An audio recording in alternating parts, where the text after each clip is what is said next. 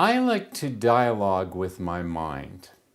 Now, Маған that өз sounds санаммен quite сөйлескен ұнайды. funny to say that you have a Мүмкін dialogue in a өз санаңмен conversation. сөйлесуге болады деген қызық естілетін But болар. anybody that does Бірақ deep work with медитация, their mind, whether ой through толғау meditation, немесе whether through сананың күші деген meditation, техника арқылы whether through mind өз санасымен power, жұмыс істеп көрген кез келген адам simply observe біздің санамыздың бізбен әрқашан сөйлесетіндігін аңғара алады. you find is that your mind Ол is бізге talking әр нәрсе туралы айтып all жүреді. the time. It's telling you things. Мысалы, It's commenting. бүгін Things are too- күн өте it's суық, too cold today. немесе Or, мен I'm өзімді not жайсыз comfortable сезініп тұрмын, today, or I don't like the people that I'm немесе with, маған мына адамдар or ұнамайды, I don't like my job, or немесе my маған marriage, жұмысым ұнамайды, you know, не болмаса or I wish I үйленгеннен had кейін more money, қатынасымыз дұрыс or болмай isn't жүр, this a delicious немесе meal, or менде you көбірек see, ақша your болғанда mind ғой, is constantly немесе не деген дәмді commenting дегендей. and has a narrative, Біздің санамыз үнемі ішкі монологты жүргізеді. and Оқиғаларға it's very valuable түсініктеме береді және to, үнемі ойлайды. first of all, know that and observe Не болып it. жатқанын білу және осы процесті бақылау өте маңызды. Very first teaching Санамыз that I бәрін did жасай алады деп аталатын in курсымның Mind Power Training, бірінші аптасының басында right, the very менің beginning айтатын lecture ең маңызды қағидаларымның бірі is that you are сіз not, сіздің ойыңыз емессіз. and to realize Сіз өзіңіздің ақыл ойыңыз емес екеніңізді түсінуіңіз керек. your mind is a part of you, Сіздің ақыл ойыңыз сіздің бір and бөлігіңіз a ғана. very important part of you, a very Өте valuable маңызды part, және өте құнды бөлігіңіз. often a very Кейде distracting өте part мазалағыш, of you. бірақ бұл сіздің бір бөлігіңіз ғана. You are much Сіз өз beyond ойыңыздан әлде қайда your үлкенсіз. mind. And your Осылайша, mind talks to you. сіздің ойыңыз сізбен үнемі сөйлесетін болса, So онда you get to talk to сіз де your өз mind ойыңызбен as сөйлесіңіз. well. Sometimes Кейде at night, түнде мен төсекте жатып, quite often бір нәрсе туралы ойлап lying жатқанда, in bed and мен кенеттен тоқтап, thinking thoughts, ойымнан and I'll just stop қазір and I'll ask my не mind, туралы ойлағың I'll келеді say, деп сұраймын. what do you want to think about right now? Ал ол болса, ой Oh, деп сасқалақтап, it feels seen, өзін байқап қалған сезіп, noticed, it не туралы ойлағым келеді дегенің қалай сонда деп аздап абдырап қалады. mean, what do I want to think about? Well, what would you like to think about? Ал сен не туралы ойлағың келеді? Mine might say, Сонда ол I want to think about менің how қалай upset I ренжігенім туралы am ойлағым келеді about some- and it names деп some жауап беруі person, мүмкін. an incident Және that бір happened адамның атын a few days 2 күн бұрын немесе 1 апта I бұрын want to болған think about оқиғаны how айтады. terrible this person is. Мен оның қандай жаман адам екендігі туралы ойлағым келеді. But Сіз should I оған give another жарайды, suggestion? солай ақ болсын, бірақ мен саған Why басқа don't you жолын have ұсынайын. compassion? Неге сен ол адамға жанашырлық танытпайсың? Why don't we, Неліктен біз, you and your мені мен mind, менің ойым why don't we оған жанашырлық танытпайды? compassion?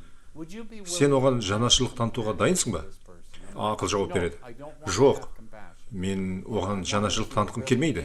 Мен ашуланғым келеді. And say to the mind, Ал сіз ақылға айтасыз, жарайды. then, Сен ашулануың мүмкін, бірақ біз одан кейін but не you сесінеміз? know what? How's that going to make us feel? Кел, бірнеше минутқа ғана ашулануға тырысайық. Let's be angry for a Сонда couple сіздің of ойыңыз бірнеше минутқа ашудан булығады. angry Содан кейін сіз, ал енді қандай Now, how does that сезімдеміз? make us feel? Ақыл, The mind says, мен "Oh, ашулымын, I'm мен angry, ренжулімін. I'm upset." Ал мұндай сезім саған ұнай ма? Do we like Әрине this жоқ. feeling? Одан да ол адамға жанашырлық танытуға тырысайық. Let's try compassion for this person. Оның Let's жан дүниесі realize ауырып that жүрген шығар maybe this деп person ойлайық. is Мүмкін ол қиын кезеңдерді бастан Maybe өткеріп жүрген шығар. a lot of problems and Оған жанашырлық танытып көрейік. Let's try Бар жоғы compassion. 1-2 минут қана. Let's do that for the next 2 minutes. Сонда ақыл, жарайды.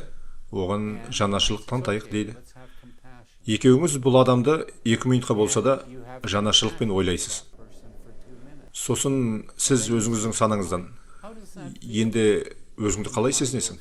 That Ал ақыл жауап береді. much better. Білесің бе, All right, мен өзімді әлдеқайда жақсы сезініп тұрмын. we're going to do Жарайды, this. біз I will былай let келсек. you think what Мен you want. саған кейде не ойлағың келеді, соны ойлауға рұқсат беремін.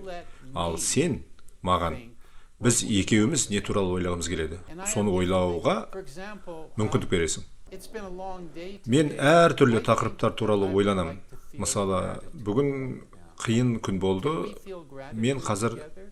ризашылығымды сезінгім келеді. Біз ризашылықты сезіне аламыз ба? Бізге риза бола алатындай нәрсе бар ма? Сонда ақыл жауап береді. Кәне ойланып көрейік, сөйтіп ол риза болуға болатын себептерді таба бастайды. Және сіз ризашылықты сезіне бастайсыз. Міне, ақыл оймен дәл осылай, мысалы медитациямен айналысқанда, немесе жалпы бір күннің кез келген сәтінде жұмыс жасау керек. Кофе ішуге үзіліс жасаймыз ғой. Ендеше неге ойлануға үзіліс жасамасқа? Күніне бірнеше рет сіз үзіліс жасай аласыз. Оның барысында сіздің ойыңыз, сіз не туралы ойлағыңыз келеді, соны ойланатын болады.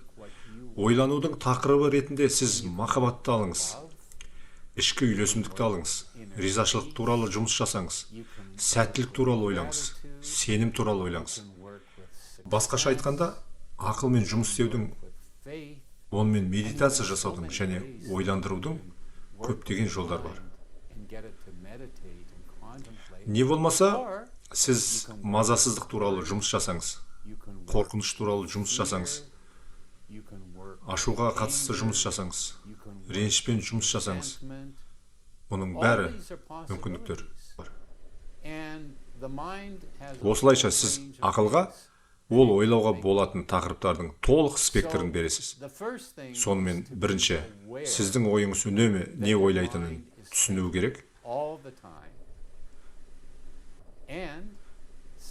Екінші, сіздің ойыңыз сіз емес.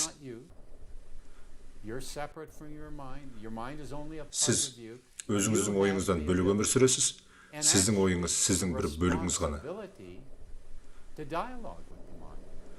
Сіз өзіңіздің ақыл ойыңызбен сөйлесе аласыз, оны бағыттай аласыз, жаттықтыра аласыз, оған нұсқау бере аласыз. Мен біздің санамыз оны жаттықтырғанды жақсы көретін байқадым. Ол бақылаудың жоқтығын ұнатпайды. Сонымен қатар біздің санамыз алаңдаушылық пен қорқынышты ұнатпайды. Ол мұндай жағдайға, егер оны ешкім бағыттамаған, бақыламаған болса, тап болады.